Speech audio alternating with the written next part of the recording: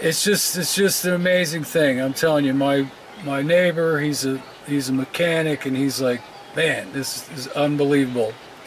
Anyway, like I said, I mean, there's just page after page after page after page of people wanting to know what the hell is wrong with their frickin' Astro van when it rains.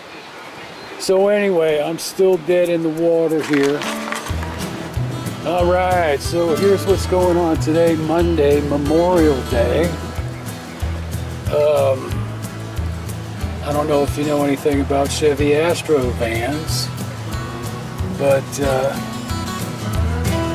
for some reason, these damn things are, where am I at here on this damn thing? Get very hard to start when it's raining and high humidity. So we've been having nothing but rain 15 days, you know, and this happens to me every year. I've only had this in a couple years, and as soon as it dries up outside, everything is fine. Anyway, it's a real pain in the ass to start, and once it gets started and warmed up, everything is fine. So last night, yesterday evening, I was home all day. I didn't have to start it up or anything. I said, man, I gotta run to the store and go to start it up. Would not start. Almost, but wouldn't start. Burned up 2 batteries.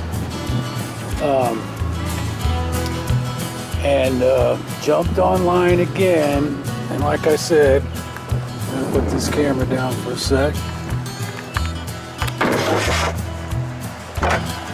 Anyway, like I said, it's a real common problem with these damn things. I got the battery charging up again. I got the other marine battery charging up. I've already taken out the coil.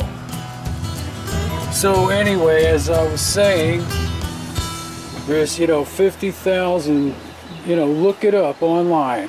Chevy Astro van won't start when it's raining. And last year it happened to me, I think, just one time. And that was after it started. I drove to the store through the rain, came out of the store, and son of a bitch wouldn't start. Luckily I had a battery sitting there, extra battery, and finally got it to jump start. Anyway, the latest thing I found out this time around was the guy says bad coil, high humidity, bad ground. So jump online, order up a coil. A buddy of mine gave me a ride down to the parts store, picked up the coil, pulled the old one out, major pain in the butt. I don't have any deep sockets here. All my deeper sockets are at the storage unit, and got crap like that to pull out. Pain in the butt without a deep socket. Anyway, so I'm going to go with his theory this time. Not to mention, Lord only knows how old this coil is. You can see it's even loose in there. So, new coil. Then the fittings on here holds the coil in have to be ground out and drilled out. My freaking grinder is in my storage unit. It's usually in the van, but anyway, I'll get those out, no big deal. So also he said, you know, add an extra ground to the battery terminal, because on his van, his ground screws that hold this mount in are, same thing on mine, are just grounded into the aluminum head or intake there. Head or intake, I can't remember which one. Anyway, total pain in the ass. There's like absolutely no friggin' room to work on these things. under the hood or under the dog house or whatever the hell you want to call it. I mean, it's just freaking ridiculous. So anyway, finally got it out. It didn't really take that long. It was just a pain in the butt, like I said, without, you know, some longer sockets. So anyway, now I gotta pull these puppies out, and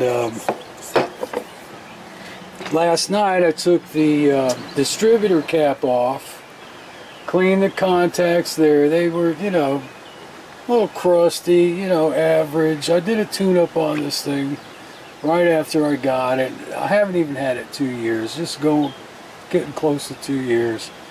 And actually put a new distributor cap in there. Shit, now that I think about it, probably 8, 9 months ago, 10 months ago. Anyway, but it's way overdue. I got some new plugs. I'm going to put them in. Super pain in the ass. The only way to get the plugs in is go up through under the wheel wells. Now the passenger side is really pretty easy, but the driver's side, unbelievable what you got to go through. Unfriggin' believable to get a couple of those plugs out. Alright, so that was pretty easy. It just took a chisel, just knocked the tops off of the pins in there, and then I'm going to take my awl, baby, and then smack them out, because it's all good. And there you go, baby. Hoo-wee! Just aluminum rivets. Knocked them right out.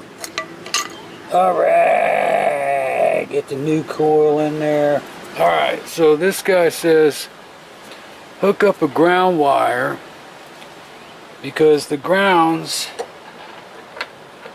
mine look pretty good, but he said his that go into the aluminum head there, or is it the intake? I don't know what it's mounted to.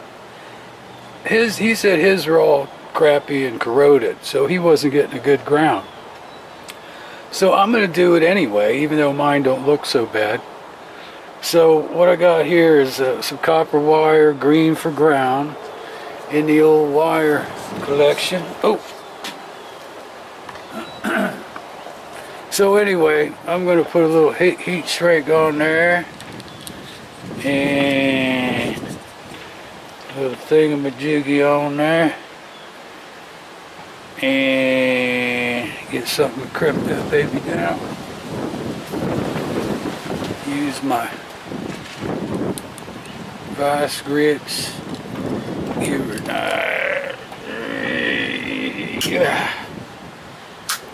nice crimp-a-rooney. Put my heat shrink on there. Shrink this puppy up. Come on, Win. And I just scratched the corner off here. Scratched the laminate off. And so I have real good contact. Alright, so I got that puppy in there. Both pieces on. Got one nut on here. Alright, so that's going to sit in there just like that. Ground wire is going to run around out towards the front. Possibly all the way to the battery. I don't know yet. So, we got these nuts tightened up. Bolt down in there. And just going to hand tighten it. Boy, thank God I borrowed that damn long socket. So then, alright, so that one's in. We go around the front. Put the front one in. Get that mount and everything back on for the throttle body, butterfly, cable. Plug everything back in. Do up my ground wire somewhere. I really don't want to go straight to the frickin' battery with it, but we'll see where I'm going to go. And fire this puppy back. Alright, so coil's back in, tighten down. I think I gotta tighten this puppy down too. Anyway, I'm not gonna go all the way to the battery with the ground. I've got a ground right here, green wires right there, and bing bang boom baby. I think that's perfect. I don't think I need to go all the way over and hook this damn thing up to the battery. And it's just for extra, you know, extra added support. Alright, there it is right there. My ground goes straight back to the coil. Alright, so I'm going to go in there, I think, and pull that damn throttle body out. Give it a cleaning, I think. Not real bad. I'm just going to shoot it out, a little carb cleaner. And, God damn, that spring is strong. Alright, so we got everything put back together. Gonna give her the old college try here. And, I think everything's all put back together. Hope my battery should be good, charged up. Here we go.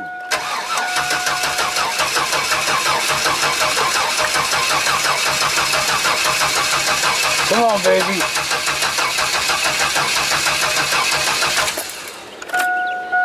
Well, same shit. Are my headlights on?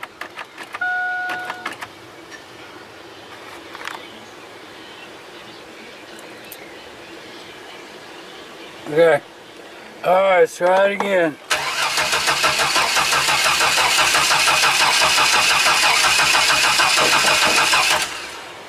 Huh? Am I plugged in? Did I plug those shit back in up there? Yeah, that should make it not run. Did you plug I know. in? Huh? Is your coil plugged in? Yep. Module plugged in? Yep. Okay, hold on a minute. Got my neighbor over here. He's a certified mechanical genius. See what happens every time you turn that key off and on. Okay, now try it. Freaking lights go on. And you got to press the button on the dashboard 4, 5, 6 times till it goes ding. Then the lights go off. Now try it.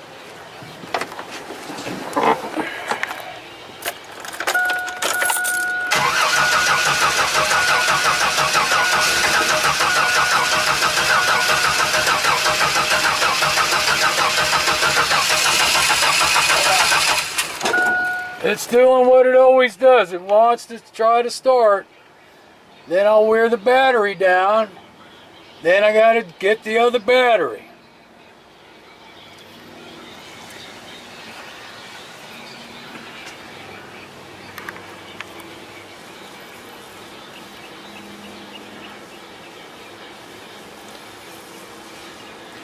I got that brake cleaner over there too.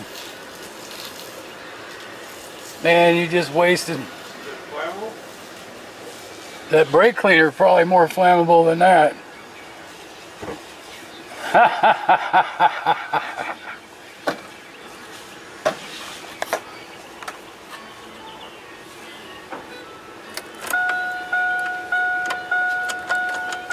Here it comes.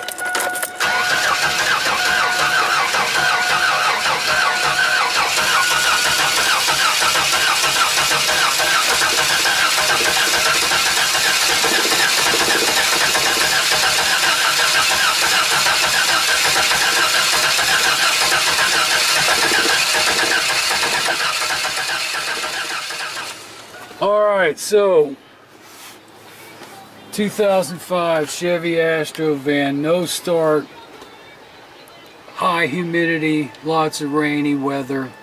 Common problem with these frickin' vans. Look it up, Google it, whatever you want to do. Anyway, I tried what the one guy came up with and put a new coil in, grounded it out, cleaned my distributor cap, last night, and sounds like she wants to kick, but just can't kick. Now, the weather is, you know, still high humidity with this damn tropical storm passing us, but it's just an amazing thing. I'm telling you, my neighbor, he's a mechanic, and he's like, man, this is unbelievable.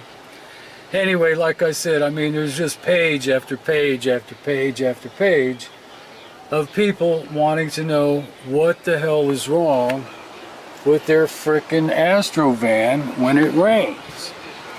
So anyway, I'm still dead in the water here.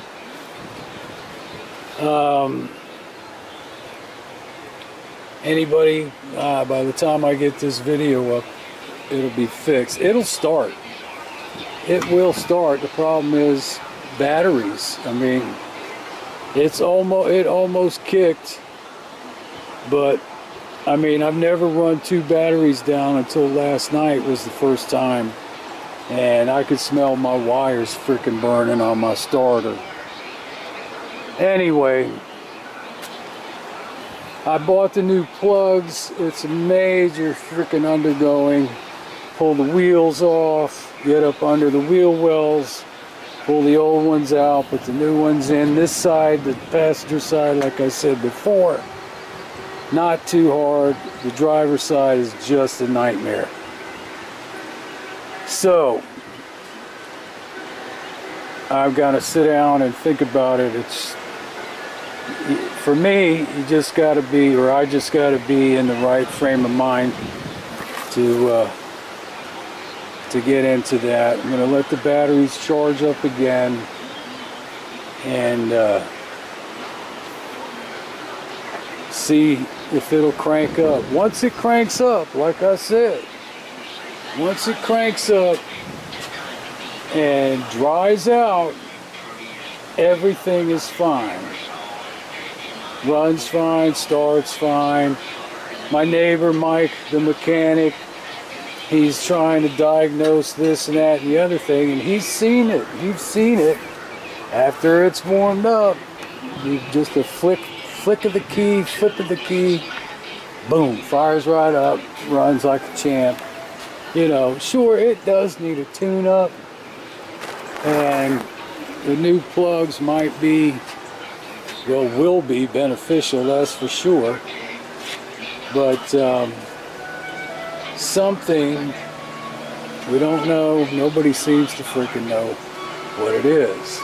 Anyway, the guy, the video I watched this morning, and what he did, there's people on there that say it worked for them. Whoa. Well, it hasn't worked for me. So, anyway, windy, cloudy, and I'm just gonna take a break, get some lunch, figure out what I'm gonna do here. Alright, it's 4:30 in the afternoon, Memorial Day.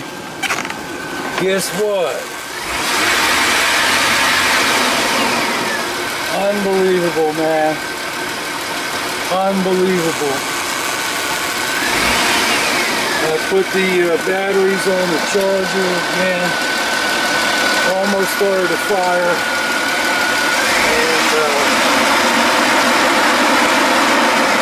And wouldn't you know it, here comes the damn rain. One quick little shower. Smells like something's freaking burning. Anyway, one quick little shower came through, a little storm, and it just let up. And I came out, threw everything on, the jumper cables, ran them through the engine compartment and put the battery inside out of the rain. Just stopped raining, jumped in, and you know, probably, I don't know, seemed like forever, but probably about 45, 55 seconds maybe a minute, turning it over and turning it over and turning it over and off and on and off and on and turning it over. And once it starts to fire, then the engine starts to pick up a little RPM. You just open up the frickin' throttle. She bounces it back. Unbelievable. Unbelievable. But that doesn't mean it's going to frickin' start in the morning. So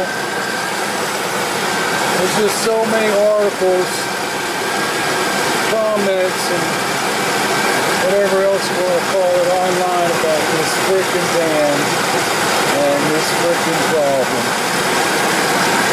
And it's just something gets moisture in it, gets moisture, it's not an unusual problem. It happens to a lot of cars, but it happens to these more often than others. Even with the same engine. Like I had a Blazer, same motor, never had this problem. Anyway, keeping my fingers crossed. We'll see how it goes. She's fine. Spinning, I was really all right, it's all these pieces came together, and this was probably one of the coolest bikes that we ever did. 10:50. Try to watch American Joppa. And just got done. Finally had some dinner. The bike's gonna go up and I'm gonna run out here. Incredible. Check out Miss Vanna White. Still got some sprinkles, rain sprinkles, and probably a mistake to crank her up, but see what happens. Oh shit. Boy, it smells like gasoline in here. Plus, what I did was, one of the articles I read was spray all your electrical down with WD-40, because WD-40 stands for something, the WD, and I don't know what the hell it can't remember what the hell he said it was. Anyway, then I was telling a buddy of mine what was going on, and he said, man, I would spray everything down with some silicone spray. And I'm like, silicone spray? Where the hell do you get silicone spray? He's like, yeah, everywhere. So anyway, I went ahead and sprayed everything down with the WD-40 to see if it would help keep the moisture out. So let's see what happens now. Bing, bang, boom, baby. Smooth. Fire right up. But I've still got all night to go. And it's, you know, drizzling, high humidity. Just keeping my fingers crossed. It's all I can do. Alright, Tuesday morning, the day after Memorial Day. And last night I came out, you saw it on the video, cranked her up, and I said, well, might be a mistake because, you know, getting it hot, which didn't really run that long, and then shutting it down would, you know, attract, I think, moisture, you know, hot, cold, cool, whatever. Anyway, came out this morning, 5 o'clock, woke up, came out this morning, she fired right up. Now, and this is what I've been doing every day. Come out in the morning, get it to fire up, and then let it warm up. And usually it was firing on just the one battery, but the last few times, like I said, man, it's just wearing out the batteries. I had to put an extra battery on, jump it, and then it just got to the point there where it just wouldn't start. So anyway, what I'm saying or trying to get to is the deal with the WD-40.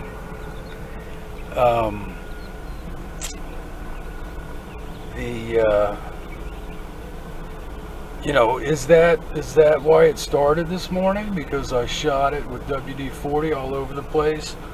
Or is the weather really drying out? Is the humidity getting lower?